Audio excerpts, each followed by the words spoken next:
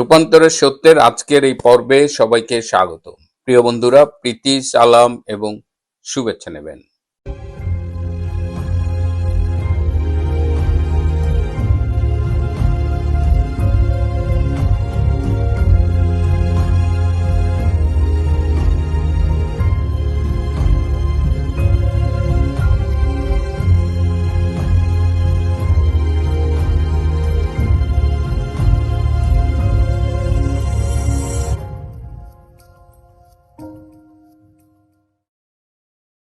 আজ ঐতিহাসিক 10 জানুয়ারি।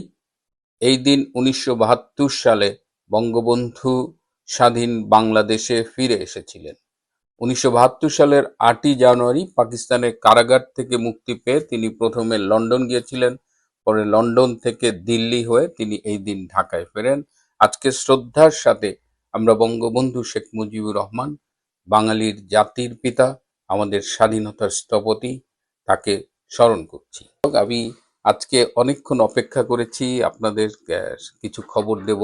এখনো সেই খবরগুলো পাইনি, কিন্তু কিছু আউটলাইন পেয়েছি, তো ভাবলাম আজকে আমি দেই। বাকি খবরটা আমি যদি পাই আমি আশা করি কালকে দেব। তো সেই খবরটা মূলত আমাদের জাতীয় নিরাপত্তা উপদেষ্টা ডক্টর খলিলুর রহমান সম্প্রতি আমেরিকা সফর করছেন এবং আজকে তার প্লেনে ওঠার কথা। 12 তারিখে ঢাকায় ফিরবেন। তো তিনি মিটিং করেছেন আমেরিকার বৃহস্পতিবার এবং শুক্রবার, এই 2 দিন তিনি অনেকগুলো মিটিং করেছেন। এর মধ্যে আবার বাংলাদেশে যে নবনিযুক্ত মার্কিন রাষ্ট্রদূত ব্রেন্ট ক্রিস্টেনসেন, তার শপথ গ্রহণ অনুষ্ঠানেও ডক্টর খলিল উপস্থিত ছিলেন। এই মিটিংয়ের, এই সফরের ডিটেলস আমার পাওয়ার কথা। কিছু আমি আগে আপনাদের পরশুদিন হিন্টস দিয়েছিলাম, কিন্তু আজকে আমি যত রাতই হোক আশা করি পাবো। আমি যতটুক পেয়েছি সেটা নিয়ে আমি একটু কথা বলবো। যে এই মিটিংগুলোতে মূলত ডক্টর খলিলুর রহমান যে মিটিংয়ে যান, এখানে তাকে প্রচুর প্রশ্ন করা হয় এবং তিনি মোটামুটি এক ধরনের একজন আসামির কাঠগড়ায় যেভাবে দাঁড়ায় সেভাবেই তিনি এই প্রশ্ন উত্তরগুলো দেন। ট্রাম্প প্রশাসন ডক্টর ইউনূসের নানান কার্যকলাপে বিরক্ত। এখানে খেয়াল রাখবেন যে আমেরিকান যত স্বার্থ, আমেরিকা কিন্তু এই যে বাণিজ্য ঘাটতি কমানোর নামে আমাদের অতিরিক্ত দামে গম গছায় দিছে।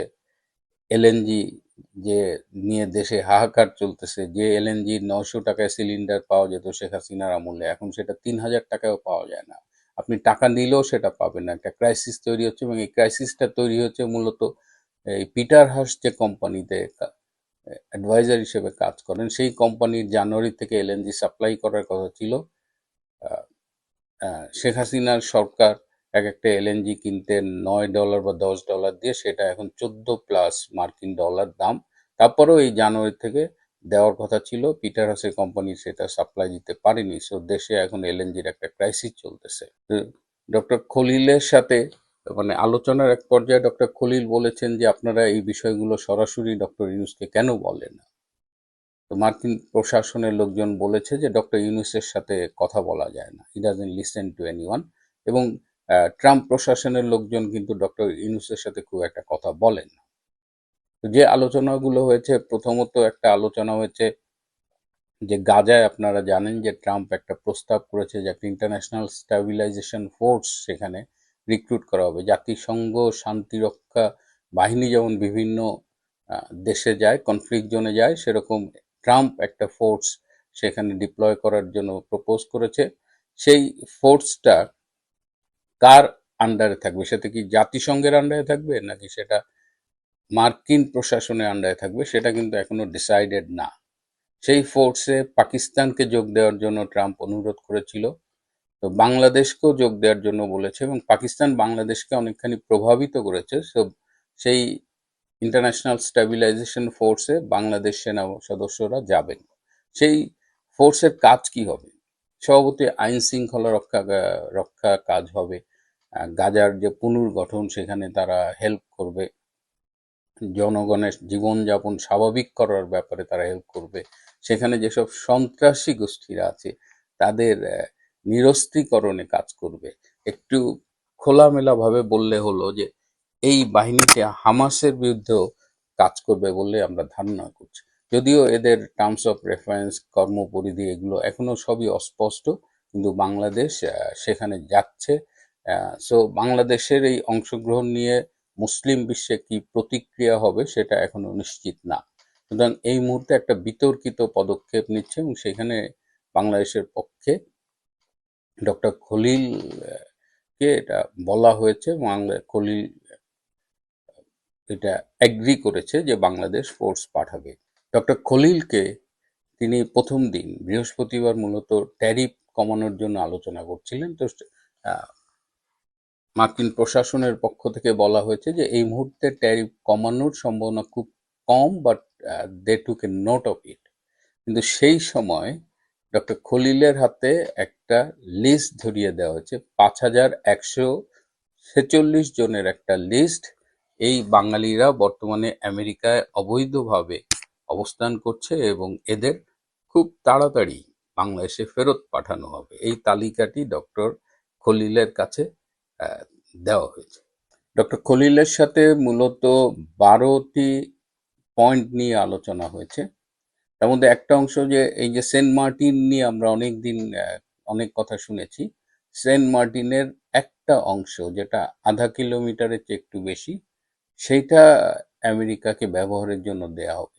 এবং আপনারা খেয়াল করেছেন যে সম্প্রতি আমাদের পরিবেশ উপদেষ্টা বলেছে সেন্ট মার্টিনের একটা অংশ থাকবে রেস্ট্রিক্টেড জোন, যেখানে সাধারণ মানুষ যেতে পারবে না।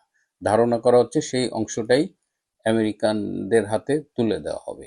শুক্রবারে সবচেয়ে গুরুত্বপূর্ণ যে আলোচনাটা হয়েছে সেটা হলো যে বাংলাদেশে যে নির্বাচনটা হবে 12ই ফেব্রুয়ারি, সেই নির্বাচনটা কি ফর্মে হবে। আপনারা ইতিমধ্যেই দেখেছেন যে প্রেস উইং এর সুবাদে কিংবা আমেরিকান যে বাংলাদেশ এম্বাসি আছে সেটার সুবাদে একটা প্রেস রিলিজ আমরা দেখতে পাচ্ছি সামাজিক যোগাযোগ মাধ্যমে। যে প্রেস রিলিজে যে কন্টেন্টগুলো আছে সেটা আমাদের এরশাদের স্বৈরাচারী প্রেস নোটের কথা মনে করিয়ে দেয়। ডক্টর খলিলের সাথে কি আলোচনা হয়েছে, তিনি কি কি ফেস করেছেন, তার অধিকাংশ বিষয়ের কোনো রিফ্লেকশন নাই, বরং মন গড়া তথ্যে ভরপুর ওই প্রেস রিলিজ। তো ওই প্রেস রিলিজকে আমরা অবিশ্বাস করতে পারি। ট্রাম্প প্রশাসনের পক্ষ থেকে ইনক্লুসিভ নির্বাচনের জন্য আবারও প্রেসার করা হয়েছে এবং এই যে নবনিযুক্ত রাষ্ট্রদূত উনি বাংলাদেশে পথে রওনা দিয়েছেন, হয়তো পৌঁছেও গেছেন কিংবা যাবেন। তিনি বাংলাদেশে এসে বিভিন্ন রাজনৈতিক দলের সাথে মিটিং করবেন। নির্বাচন হবে কি না এটা নিয়ে এখনো অনিশ্চয়তা আছে এবং ডক্টর ইউনূসের উপদেষ্টা পরিষদও নিশ্চিত না নির্বাচন হবে কি হবে না। আমি যখন এই প্রশ্নের উত্তরটি জানতে চেয়েছি আমাকে বলা হয়েছে নির্বাচন করার ব্যাপারে যেমন একটা প্রেশার আছে, আবার সবাইকে নিয়ে ইনক্লুসিভ নির্বাচন করার ব্যাপারেও একটা প্রেশার আছে। যদি এটাকে পার্সেন্টেজ করি তাহলে একটা পক্ষ চাইছে যে কোনোভাবেই নির্বাচন করে ফেলা হোক, এই পক্ষটা হয়তো 30%, আর 70% চাইছে যে একটা ইনক্লুসিভ নির্বাচন হোক।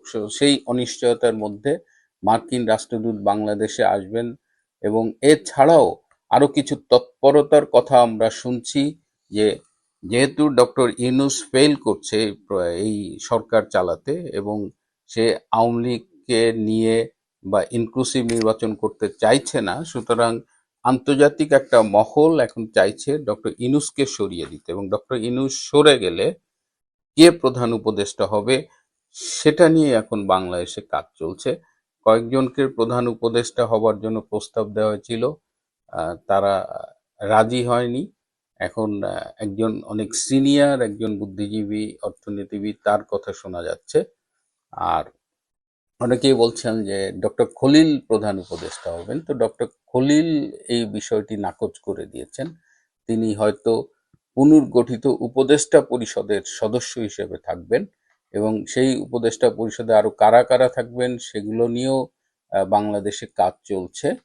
তবে প্রধান উপদেষ্টা হয়তো অন্য কেউ হবে। ডক্টর হোসেইন জিল্লুরের নাম শোনা গিয়েছিল, কিন্তু ডক্টর হোসেইন জিল্লুরের ব্যাপারে কয়েকটি রাজনৈতিক দলের সুস্পষ্ট আপত্তি থাকায় তার নামটিও বাদ গেছে। সো এখন ডক্টর ইউনূস সরে গেলে কে প্রধান উপদেষ্টা হবে সেটি নিয়ে একদিকে যেমন তৎপরতা চলছে, আবার যে কোনোভাবেই হোক একটা নির্বাচন করবার জন্য ডক্টর ইউনূসদের পক্ষ থেকে আরেকটা তৎপরতা চলতেছে। সেই অবস্থায় আমরা এখনো সে অনিশ্চয়তায় দুলছি এবং আমাদের দেখতে হবে যে আলটিমেটলি কোন দিকে বাংলাদেশ যায়। এর মধ্যে আরেকটা ছোট্ট ঘটনা ঘটেছে। আপনারা জানেন যে বিএনপির চেয়ারপারসন তারেক রহমান তিনি তার উত্তরবঙ্গে একটা সফরসূচি ঘোষণা করেছিলেন এবং মৌলানা ভাসানীর কবরে যেতে চেয়েছিলেন, রংপুরে আবু সাইদের কবর জিয়ারত করতে যেতে চেয়েছিলেন। এরকম তার কয়েকটা প্রোগ্রাম ছিল, কিন্তু নির্বাচন কমিশনের অনুরোধে তিনি এই কর্মসূচিটা প্রত্যাহার করেছেন। নির্বাচন কমিশন কেন তারেক রহমানকে এই সফর বাতিল করবার জন্য অনুরোধ করলো, সেটি খোঁজ নিয়ে আমরা জানলাম যে একটি রাজনৈতিক দল নির্বাচন কমিশনের কাছে লিখিত আপত্তি জানিয়েছে। তারা বলেছে যে তারেক রহমানের এই সফরকে কেন্দ্র করে যেভাবে সরকারি প্রোটোকল দেয়া হচ্ছে সেটি নির্বাচনের লেভেল প্লেইং গ্রাউন্ড তৈরি করার ক্ষেত্রে অন্তরায়, এবং পুরা সরকারি মেকানিজম এসএসএফ সব তারেক রহমানকে সার্ভিস দিচ্ছে, এবং সেই রাজনৈতিক দলটি মনে করছে যে ইট ইজ নট ফেয়ার। তো তারা তাদের লিখিত অভিযোগের প্রেক্ষিতে নির্বাচন কমিশন বিএনপি তারেক রহমানকে অনুরোধ করেছে এই সফর বাতিল করবার জন্য, এবং সারপ্রাইজিংলি তারেক রহমান তার সফর বাতিল করেছেন। সো এইটা নিয়েও বিএনপির ভেতরে কিন্তু এক ধরনের অসন্তোষ রয়েছে, এবং এটা যেহেতু নির্বাচনী সফর ছিল না সেহেতু তারেক রহমান এই সফরে যেতে পারতেন বলে অনেকে মনে করেন। প্রিয় বন্ধুরা, রাজনীতি একদম মানে ক্লাইম্যাক্সের খুব কাছাকাছি চলে আসছে। So let's wait and see, we may have some good news. আজ এ পর্যন্তই। ভালো থাকবেন, সুস্থ থাকবেন, তার চেয়েও জরুরি হলো নিরাপদে থাকবেন। সবাইকে অনেক ধন্যবাদ।